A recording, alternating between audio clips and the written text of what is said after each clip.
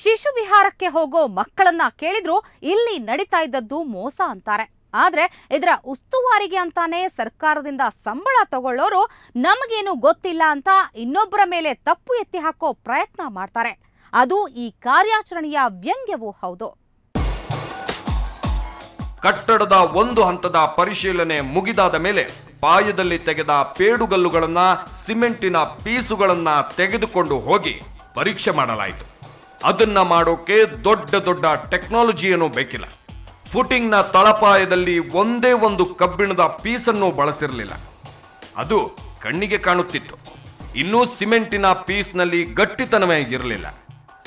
ನಿಮ್ಮ ಕಣ್ಣೆದುರೇ ಇದು ನಡೆದದ್ದು ಹೇಗೆ ಸ್ವಾಮಿ ಅಂದ್ರೆ ಇದರ ಉಸ್ತುವಾರಿ ನೋಡಿಕೊಳ್ಳಬೇಕಿದ್ದವರು ನಮಗೇನು ಗೊತ್ತೇ ಇಲ್ಲ, ನಾವು ಇರಲೇ ಇಲ್ಲ, ನಾವಿಲ್ಲದೆ ಇರುವಾಗ ಇಂಥದ್ದೊಂದು ಕೆಲಸ ನಡೆದು ಬಿಟ್ಟಿದೆ ನೋಡಿ ಸ್ವಾಮಿ ಅಂತ ಹೇಳಿದ್ರು. ತಮ್ಮ ತಪ್ಪನ್ನ ಇನ್ನೊಬ್ಬರ ಮೇಲೆ ಎತ್ತಿ ಹಾಕುವ ಕೆಲಸ ಕಣ್ಣಿಗೆ ಕಾಣಿಸ್ತಿತ್ತು. ಇದು ತಪ್ಪಲ್ಲ, ಅದು ಕಲ್ಲು ಹಾಕಿರೋದು ಹೆಂಗೆ ಹಾಕಿರ್ಬೋದು ಸರ್? ನಿಮ್ಮ ಪ್ರೆಸೆನ್ಸ್ ಅಲ್ಲಿ ಆಗಿರೋದು, ನಿಮ್ಮ ಆಬ್ಸೆಂಟ್ ಅಲ್ಲಿ ಆಗಿರೋದು? ನನ್ನ ಆಬ್ಸೆಂಟ್ನಲ್ಲಿ ನನ್ನ ಮುಂದೆ ಆಗಿದೆ.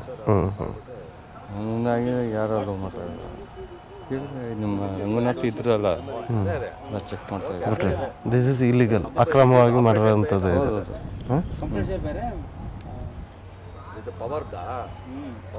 ಆ ಸೈಡಲ್ಲೇ ಅದೊಂದು ಸಿಕ್ಕಿದೇನ್ರಿ, ಇನ್ನು ಒಳಗಡೆ ಎಷ್ಟು ಇರುತ್ತೆ ಅಂತ?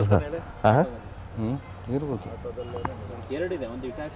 ಸುಮ್ಮನೆ ನಿಮ್ಮ ಕೆಟ್ಟ ಹೆಸರು ಒಂಥರ ಇದಾದಂಗಲ್ಲ ಸರ್. ನಿಮ್ಮ ಪಾಪ ನಮಗೇನು ನಿಮ್ಮ ಬಗ್ಗೆ ಏನಿದಿಲ್ಲ. ಅಂದ ಹಾಗೆ ಪೊಲೀಸ್ ಹೌಸಿಂಗ್ ಕಾರ್ಪೊರೇಷನ್ ಇಂಥ ಕಟ್ಟಡಗಳ ಕ್ವಾಲಿಟಿ ಚೆಕಿಂಗ್ ನೋಡಿಕೊಳ್ಳೋಕೆ ಅಂತಾನೆ ಎಂಜಿನಿಯರ್ಗಳನ್ನ ನೇಮಕ ಮಾಡಿರುತ್ತೆ. ಕಟ್ಟಡದ ಪ್ರತಿ ಹಂತವನ್ನು ಅವರು ಕಣ್ಣಲ್ಲಿ ಕಣ್ಣಿಟ್ಟು ನೋಡಬೇಕು.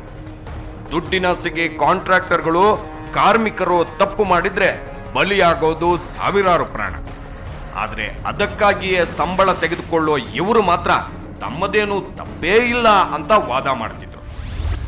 ಅವತ್ತಿನ ದಿವಸ ಇದು ಕಲ್ಲು ಜೋಡಿಸಿದಾಗ ನೀವೇನು? ಅವರು ಇರಲಿಲ್ಲ, ಅವತ್ತು ಇರಲಿಲ್ಲ. ಹೌದು, ಅವರು 5 ಗಂಟೆವರೆಗೂ ಇರ್ತಾರೆ. ಡ್ಯೂಟಿ ಇರೋದು 5 ಗಂಟೆವರೆಗೆ. ಅವ್ರ ಸಮ್ಮುಖದಲ್ಲಿ ಅದು ನಡೆದಿಲ್ಲ. ನಮ್ಮ ಸಮ್ಮುಖದಲ್ಲಿ ಆ ಕೆಲಸಗಳು ನಡೆದಿಲ್ಲ. ಯಾವುದನ್ನು ನೀವು ಇಲ್ಲದೆ ಹೋದಾಗ ವರ್ಕ್ ಮಾಡ್ಬೋದಾ? ಇವರು ಮಾಡಿದ್ದಾರೆ, ಅದನ್ನು ಮಾಡಿದ್ದಾರೆ, ಆಗಿದೆ.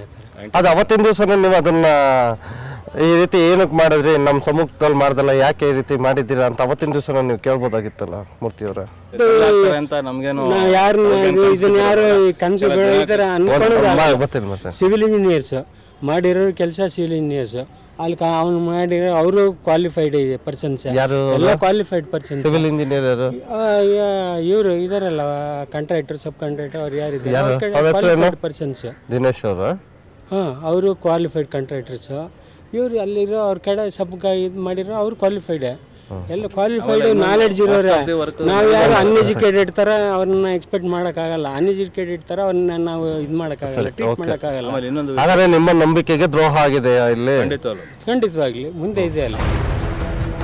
ನಂಬಿಕೆಯ ಬುನಾದಿಯನ್ನೇ ಕಿತ್ತಿಟ್ಟಿರುವ ಕಾಂಟ್ರಾಕ್ಟರ್ ಜಯರಾಮ್ ಎಲ್ಲಿ ಅಂತ ಹುಡುಕೋಕೆ ಹೋದ್ರೆ ಅವನು ಕಣ್ಣಿಗೂ ಬೀಳೋದಿಲ್ಲ, ಫೋನ್ಗೂ ಸಿಕ್ಕೋದಿಲ್ಲ.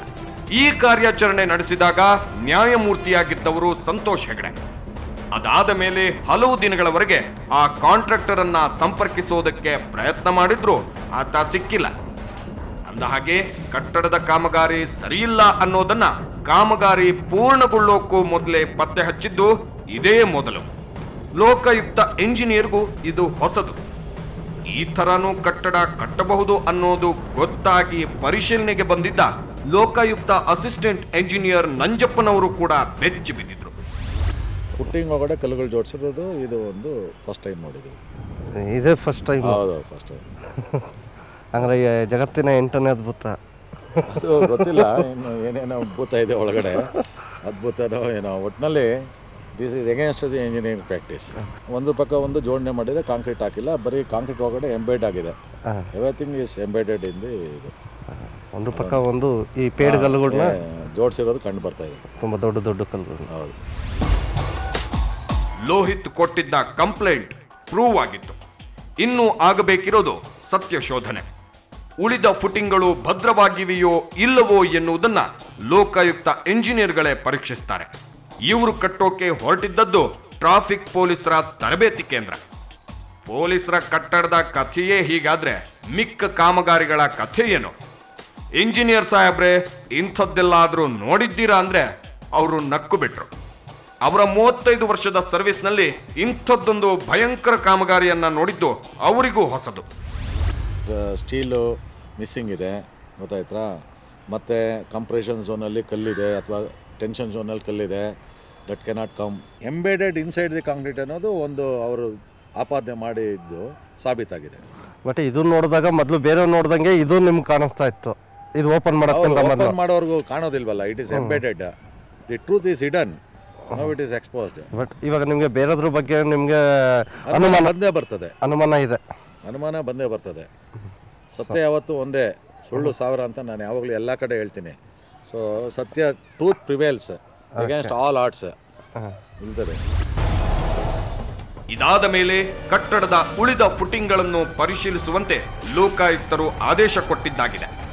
ಲೋಕಾಯುಕ್ತ ಅಧಿಕಾರಿ ಅಲೋಕ್ ಕುಮಾರ್ ಅವರು ಈ ರೀತಿಯ ಕಾಮಗಾರಿಯ ಕಥೆ ಕೇಳಿ ಬೆಚ್ಚಿ ಬಿದ್ದಿದ್ದಾರೆ. ಫೌಂಡೇಶನ್ ಮಾಡಬೇಕು, ನಾವು ಅಷ್ಟು ಕಾಳಜಿ ತಗೊಳ್ಬೇಕಾಗಿತ್ತು. ಅಷ್ಟು ಕಾಳಜಿ ತಗೊಂಡು ಡಿಸೈನ್ ಆಗಲಿ ಇನ್ನೊಂದಾಗಲಿ ಎಲ್ಲ ಮಾಡಿಸ್ಕೊಂಡು ನಿರ್ವಹಣೆ ಟೈಮಲ್ಲಿ ಈ ಥರ ಒಂದು ಅದೇನಂತ ಹೇಳ್ತೀರಿ, ಈ ಒಂದು ಕೆಟ್ಟ ಒಂದು ಇದರಲ್ಲಿ ಅದು ನಿರ್ಮಾಣ ಮಾಡ್ತಿದೆ ಅಂತಂದರೆ ಖಂಡಿತ ಅದು ಮೇಲ್ಗಡೆ ಒಂದು ಸ್ಟ್ರಕ್ಚರ್ಗಳಿಗೆ ಏನು ಕಟ್ತಾರೆ ಅದಕ್ಕೆ ತೊಂದರೆಗಳಾಗ್ತವೆ. ಆ ಥರ ಒಂದು ಇದರಲ್ಲಿ ನೀವು ತಿಳ್ಕೊಳ್ಬೇಕು.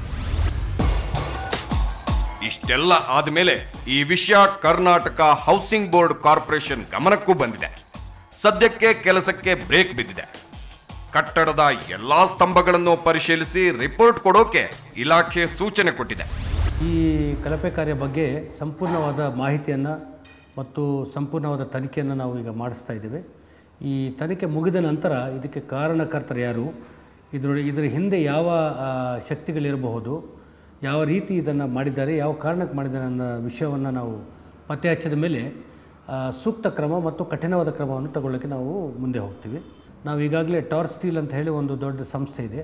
ಅವ್ರಿಗೆ ಎಲ್ಲ ಅಲ್ಲಿರ್ತಕ್ಕಂಥ ಎಲ್ಲ ಸ್ತಂಭಗಳೇನಿವೆ, ಫುಟ್ಟಿಂಗ್ಗಳೇನಿವೆ, ಅವುಗಳನ್ನು ಅವರು ಓಪನ್ ಮಾಡಿ ನೋಡಿ ನಮಗೆ ವರದಿ ಕೊಡಬೇಕು ಅಂತ ಹೇಳಿ ಅವ್ರಿಗೆ ನಾವು ಕೇಳಿದ್ವಿ.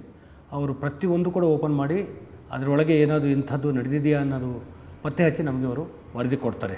ಹಾಗೇನಾದರೂ ಇದ್ದರೆ ಅದ್ರ ಬಗ್ಗೆ ಕೂಡ ನಾವು ಕ್ರಮ ತಗೊಳ್ತೀವಿ. ಸದ್ಯಕ್ಕೆ ರಿಲ್ಯಾಕ್ಸ್ ಆಗಿರುವುದು ಲೋಹಿತ್. ಇಡೀ ವಂಚನೆ ಹೊರಬೀಳುವ ಹಿಂದಿನ ಸೂತ್ರಧಾರಿ ಇವನೇ.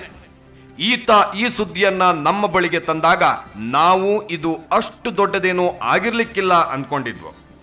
ಆದ್ರೆ ಹೊರಬಿದ್ದದ್ದು ಈ ಕರ್ಮಕಾಂಡ.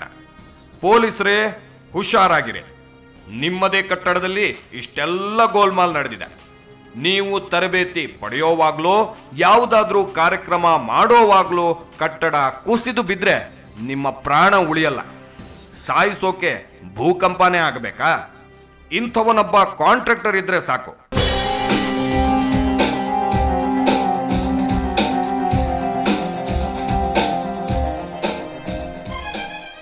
ಜೈಶಂಕರ್, ಸುವರ್ಣ ನ್ಯೂಸ್ 24/7, ಬೆಂಗಳೂರು. ಅಫ್ಕೋರ್ಸ್, ಇಂಥ ಕಾಂಟ್ರಾಕ್ಟರ್ಗಳಿರುವಾಗ ಜನರನ್ನ ಸಾಯಿಸೋಕೆ ಬೇರೇನೂ ಬೇಕು ಅಲ್ವಾ? ಇದು ಈ ಹೊತ್ತಿನ ವಿಶೇಷ. ಕ್ಷಣ ಕ್ಷಣದ ಸುದ್ದಿಗಾಗಿ ನೋಡ್ತಾ ಇರಿ ಸುವರ್ಣ ನ್ಯೂಸ್ 24/7.